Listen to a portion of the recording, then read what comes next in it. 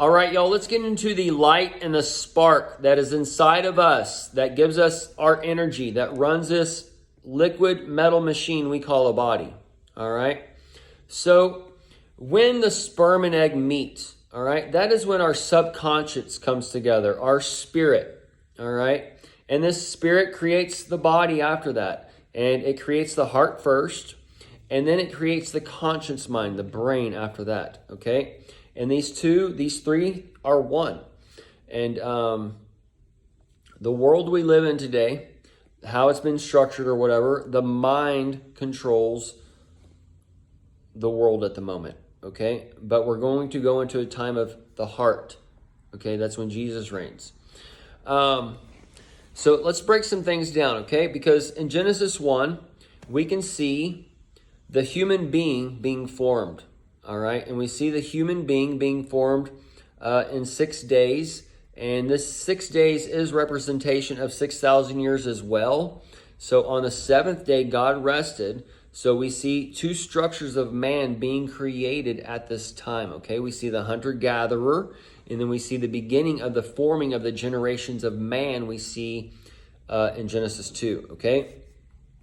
So what makes man is the rules and structures and whatever, okay? So think of Adam as like a civilized man, all right? And the Jesus is the uncivilized man, the hunter-gatherer, okay? You have a hunter-gatherer, everything is good, no rules, everything's made for witch meat. That's Genesis 1. That's the heart, just doing whatever is nice, okay? And then Genesis 2, that's when death is brought in, the division is brought in. You can't do whatever feels nice. There's the tree of knowledge of good and evil and the tree of life, and we're not supposed to partake in those or whatever. And then those trees, the tree of life is they're all connected together. But the tree of knowledge of good and evil, it's given a flaming sword to protect it. Okay, so the way the church teaches now, they despise the flaming sword. So basically, a lot of people, or most people, in the church or whatever, they don't do the flaming sword. So they're not those cherubs that have been given that right, because they're man, and as man, they had to be kept out of the garden. The sons of God can go into the garden; they can hold that flaming sword and stuff. Okay, but either way, it's just different things to tell us. But so basically, Genesis 2 is formed from the generations of man. That's where you get the brain, the rain, right? The raining coming over a man, and they've collected a garden, and they've put the rivers going into it, and they've put a mist coming up to take care of it, and all these different things, okay? So that's where man is. Through the hunter-gatherer generations, they're learning how this earth operates and what makes things tick and how it grows or whatever, and they take it into a system and they control it, okay? So that's Genesis 1 is basically the heart. Genesis 2 is basically the brain.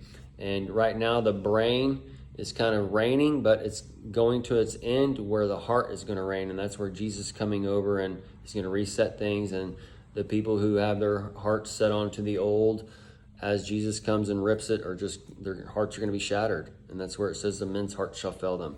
But either way, this just ties in a little bit to the light that's inside of us. It's right there in the beginning of human beings and that structure of Genesis 1 and 2.